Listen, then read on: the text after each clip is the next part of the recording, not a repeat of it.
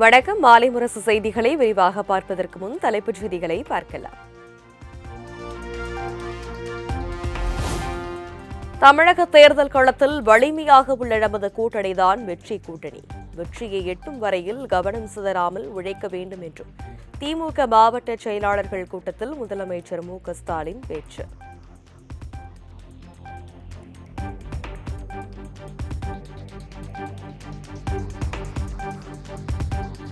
நமது கவனத்தை திசை திருப்பவும் நம்முடைய உழைப்பை வீணடிக்கவும் எதிரிகள் கூட்டம் செய்யும் முயற்சிகளை புறந்தள்ளி தேர்தல் பணியாற்ற வேண்டும். இனிமேல்தான் நமது முழுமையான பலத்துடன் வேகமாக ஓட வேண்டும் என்றும் முதலமைச்சர் மு.க.ஸ்டாலின் அறிவுறுத்தல்.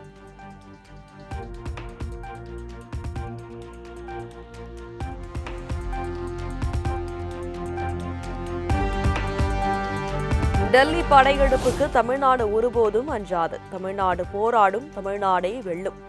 நேர் வழியில் வீழ்த்த முடியாத பாசிச சக்திகள் குறுக்கு வழியில் காரியம் சாதிக்க நினைப்பார்கள்.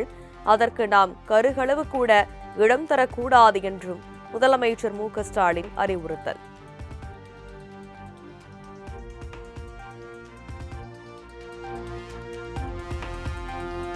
அரசு ஊழியர்கள், ஆசிரியர்கள் தொடர்ந்து போராட்டத்தில் ஈடுபட்டு வரும் நிலையில் அமைச்சர்கள் குழு இன்று பேச்சுவார்த்தை.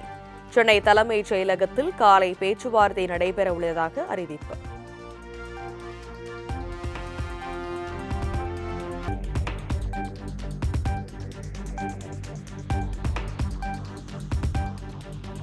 மாமல்லபுரத்தில் தமிழக வெற்றிக் கழகம் சார்பில் நாளை கிறிஸ்துமஸ் விழா கொண்டாட்டம். கிறிஸ்துமஸ் விழாவில் தவேக தலைவர் விஜய் பங்கேற்க உள்ளதாக கட்சி தலைமை அறிவிப்பு.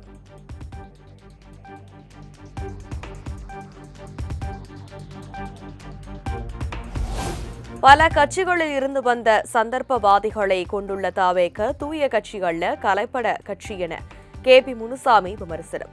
வாய்ப்புகளுக்காக சுற்றுபவர்களிடம் விஜய் ஜாக்கிரதையாக இருக்க வேண்டும் எனவும் அறிவுறுத்தல். தீய சக்தி, தீய கட்சி, நாங்க தூய்மையான கட்சியினர். என்ன தூய்மையான கட்சி? நீ எப்படி தூய்மையான கட்சி ஆக முடியும்? இன்னைக்கு பல்வேறு கட்சியிலிருந்து உன்னோட வந்திருக்காங்க. அப்படி வந்தவங்க யார் தெரியுமா? சந்தர்ப்பவாதிகள். உங்க கொள்கை பரப்பச்சாரெல்லாம் யாரு? லாட்டரி டிக்கெட் விற்கிறவன். நம்ம கட்சியில் ஒரு ஆள் போயிருக்கார், திரு செங்கோட்டையன். இப்படிப்பட்ட கலவையான மக்கள் தான் அந்த கட்சியில் இருக்கிறாங்க. அது தூய்மை கட்சி இல்ல, கலப்பட கட்சி.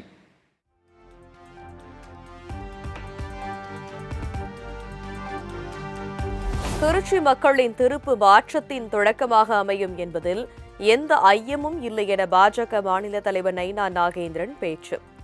திருச்சியில் அரசு கல்வி நிறுவனங்கள் தேவையான அளவு மேம்படுத்தாமல் இளைஞர்களின் எதிர்காலம் கேள்விக்குறியாகியுள்ளதாக குற்றச்சாட்டு.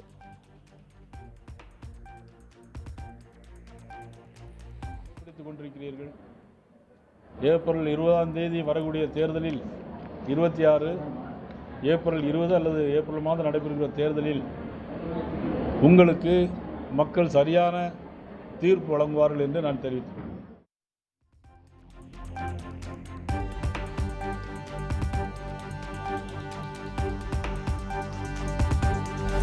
(2026) சட்டமன்ற தேர்தலில் அமமுக இடம்பெறுகிற கூட்டணிதான் நிச்சயம் வெற்றி பெறும் என டிடிவி தினகரன் திட்டவட்டம்.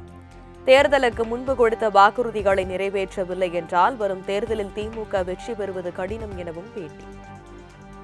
மக்கள் முன்னேற்ற கழகம் இன்றைக்கு எத்தனையோ சோதனைகளை எல்லாம் பின்னடைவெல்லாம் தாண்டி இன்றைக்கு தவிர்க்க முடியாத ஒரு சக்தியாக தமிழ்நாட்டிலே வளர்ந்திருக்கிறது என்பதை உண்மை. எங்களை தவிர்த்து விட்டு எந்த ஒரு ஆட்சியும் இங்கு அமைய முடியாது என்பது நிலைக்கு எங்கள் தொண்டர்களின் உழைப்பால, எங்கள் நிர்வாகிகளின் உழைப்பால இந்த இயக்கம் இன்றைக்கு வளர்ந்திருக்கிறது. அதனால் உறுதியாக அம்மா மக்கள் முன்னேற்ற கழகம் இடம்பெறப் போகின்ற கூட்டணி தான் வெற்றி பெறும்.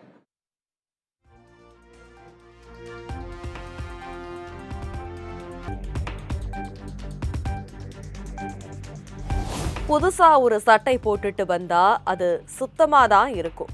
ஆனா அதே சட்டை சாயங்காலம் அப்படி இருக்காது. தவேக தூய சக்தி என விஜய் சொன்னதற்கு அமமுக பொதுச் செயலாளர் டிடிவி விமர்சனம். நீங்க நான் புதுசா சட்டை போட்டு வந்தப்ப அது தூய்மையா தான் இருக்கும்.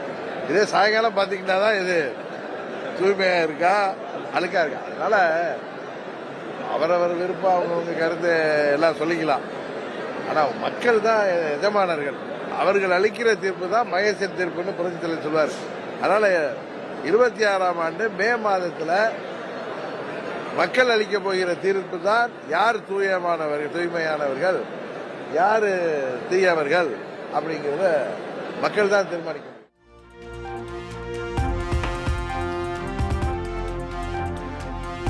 புதுச்சேரி முதல்வர் என்.ஆர். ரங்கசாமியுடன் பாஜக தேசிய செயல் தலைவர் நிதின் நவீன் சந்திப்பு.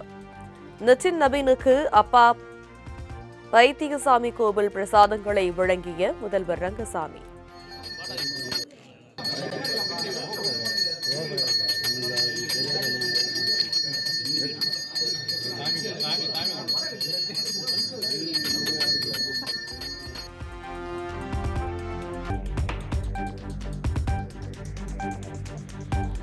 தமிழகத்தில் எஸ்ஐஆர் திருத்தத்திற்கு பிறகு வாக்காளர் பட்டியலில் பெயர் சேர்க்க 39,821 பேர் கோரிக்கை. 431 பேர் பெயரை நீக்க கோரிக்கை வைத்துள்ளதாக தேர்தல் ஆணையம் தகவல்.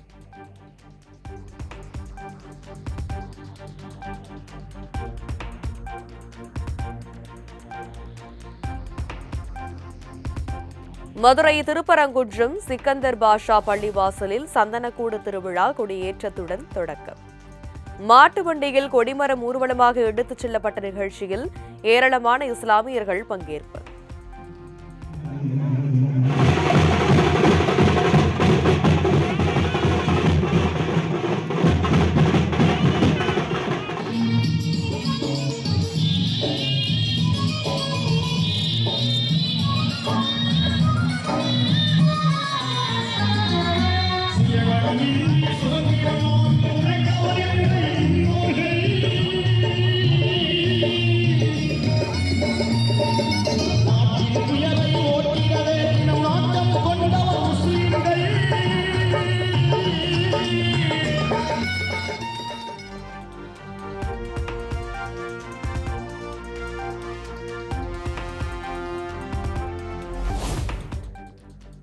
சென்னை பெசன்ட் நகர் கடற்கரையில் மாநில அளவிலான உணவு திருவிழா தொடக்கம். துணை முதலமைச்சர் உதயநிதி ஸ்டாலின் தொடங்கி வைத்து உணவுகளை ருசித்தார்.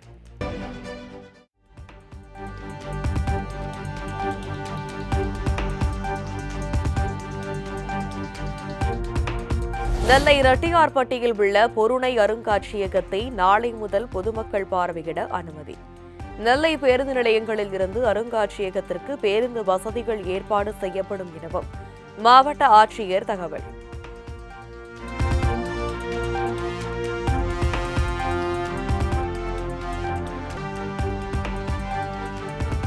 கிறிஸ்துமஸ் பண்டிகையொட்டி வருகிற 23, 24 ஆகிய தேதிகளில் 891 சிறப்பு பேருந்துகள் இயக்கப்படும் என அறிவிப்பு.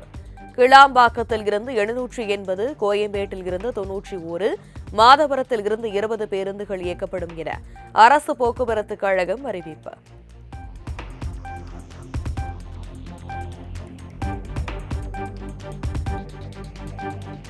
பள்ளிகள் விடுமுறை மற்றும் கிறிஸ்துமஸ் பண்டிகையை முன்னிட்டு ஆம்னி பேருந்துகளின் கட்டணம் 3 மடங்கு வரை உயர்வு. சென்னையில் இருந்து நெல்லை, மதுரை, நாகர்கோவில், திருச்சிக்கு அதிக அளவில் கட்டணம் வசூலிக்கப்படுவதால் பயணிகள் கடும் பாதிப்பு.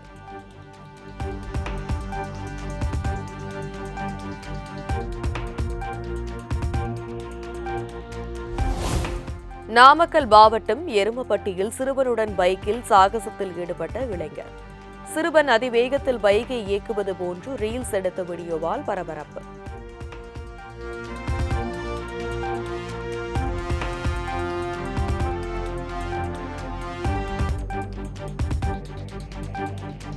மன்னார்குடி ராஜகோபால சுவாமி கோவிலில் பகல் 10 2ஆம் நாள் உற்சவம்.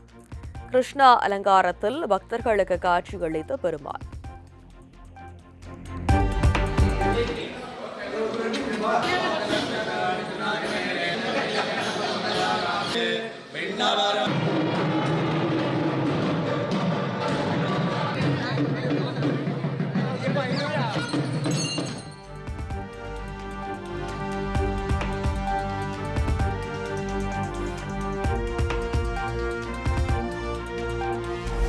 மகாராஷ்டிரா மற்றும் அருணாச்சல பிரதேசத்தில் நடந்த உள்ளாட்சித் தேர்தலில் பாஜக கூட்டணி அதிக இடங்களில் வெற்றி.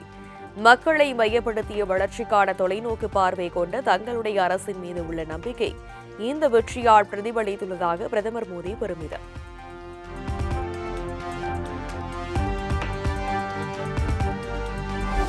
அசாமின் நம்ப்ரப் பகுதியில் 10,600 கோடி ரூபாய் செலவில் கட்டப்படும் அமோனியம் யூரியா உர தொழிற்சாலைக்கு அடிக்கல் நாட்டினார் பிரதமர் மோடி. காங்கிரஸ் கட்சி காலத்தில் உரிய கவனம் செலுத்தப்படாததால் பல தொழிற்சாலைகள் மூடப்பட்டதாக புகார்.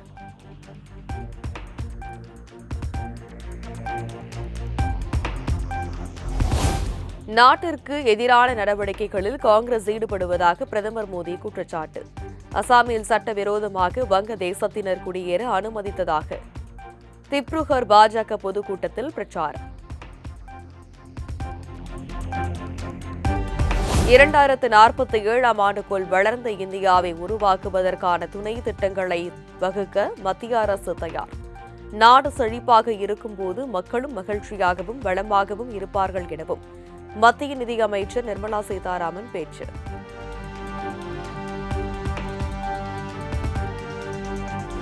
புதுச்சேரியில் முதலமைச்சர் ரங்கசாமி தலைமையில்தான் தேசிய ஜனநாயக கூட்டணி அமையும். கூட்டணி கட்சிகளை எப்போதும் மதிக்கும் கட்சியாக பாஜக உள்ளது என மத்திய அமைச்சர் மன்சுக் மாண்டவியா பேட்டி.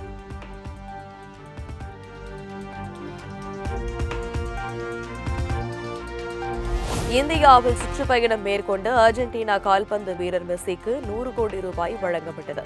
கொல்கத்தா மைதான வன்முறை தொடர்பாக கைது செய்யப்பட்ட நிகழ்ச்சி ஏற்பாட்டாளரிடம் நடத்தப்பட்ட விசாரணையில் தகவல்.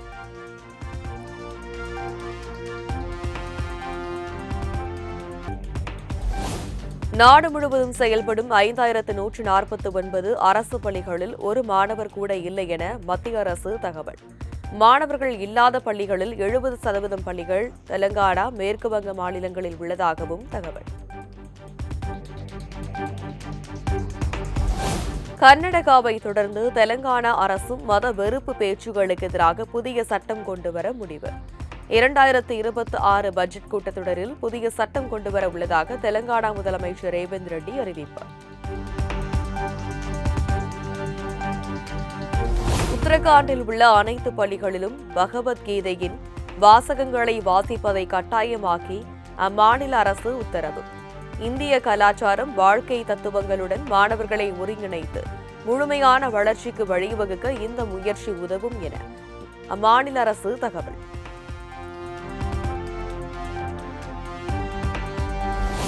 அசாம் தலைநகர் கவுஹாத்தியில் ஏழுமலையான் கோவில் கட்டுவதற்காக திருமலை திருப்பதி தேவஸ்தானத்துக்கு 25 ஏக்கர் நிலத்தை ஒதுக்கியது அம்மாநில அரசு.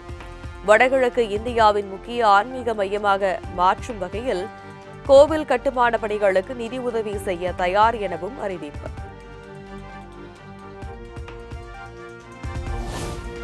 விமான சேவை ரத்தால் கடும் பாதிப்பை சந்தித்த பயணிகளுக்கு வரும் 26ஆம் தேதி முதல் இழப்பீடு வழங்க உள்ளதாக இண்டிகோ நிறுவனம் அறிவிப்பு. பாதிக்கப்பட்ட ஒவ்வொரு பயணிக்கும் தலா 10,000 ரூபாய் மதிப்புள்ள வவுச்சர்களை வழங்க திட்டம். ஜம்மு காஷ்மீர் மாநிலம் குல்மார்க்கில் கடும் பனிப்பொழிவு.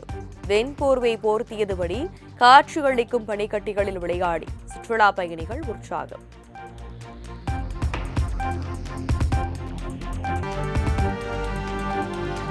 H1B விசா வைத்துள்ள ஊழியர்கள் வெளிநாட்டு பயணிகளை மேற்கொள்ள வேண்டாம் என கூகுள், ஆப்பிள் நிறுவனங்கள் வலியுறுத்தல். சமூக ஊடக கட்டுப்பாடு காரணமாக H1B உள்ளிட்ட பிற விசா நீடிப்பிற்கு ஓராண்டு வரை தாமதம் ஏற்பட்டுள்ளதால் நடவடிக்கை.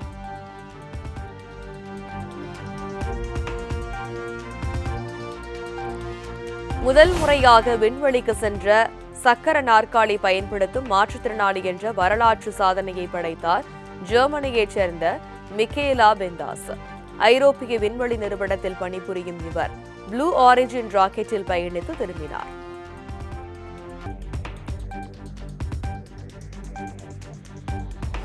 அமெரிக்க அரசுகளில் புயலை கிளப்பி வரும் சிறார் பாலியல் குற்றவாளி ஜெஃப்ரி எப்ஸ்டெயின் ஃபைல்ஸ்.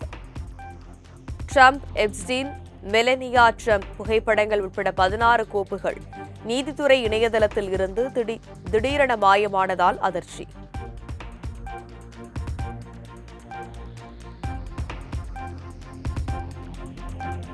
நார்வே பிரதமருடன் அமைதி பேச்சுவார்த்தை குறித்து யுக்ரைன் அதிபர் ஜெலன்ஸ்கி ஆலோசனை. உண்மையில் போரை நிறுத்த வேண்டிய தேவையை ரஷ்யா உணர வேண்டும் என எக்ஸ் தளத்தில் ஜெலன்ஸ்கி பதிவு.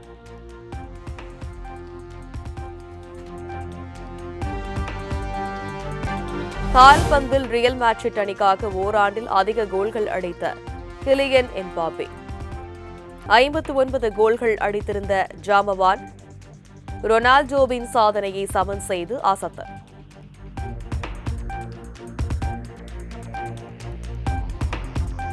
U19 ஆசிய கோப்பையை வென்றது பாகிஸ்தான் அணி.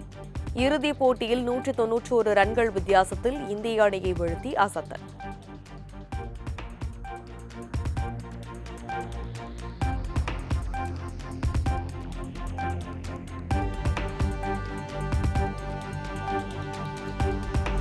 இலங்கை அணிக்கு எதிரான முதல் T20 போட்டியில் இந்திய மகளிர் அணி வெற்றி. 8 விக்கெட்டுகள் வித்தியாசத்தில் வீழ்த்தி அபாரம்.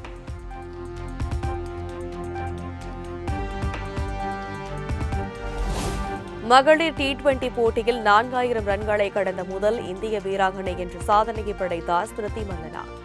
சர்வதேச அளவில் 2வது வீராங்கனை என்ற பெருமையை பெற்றார்.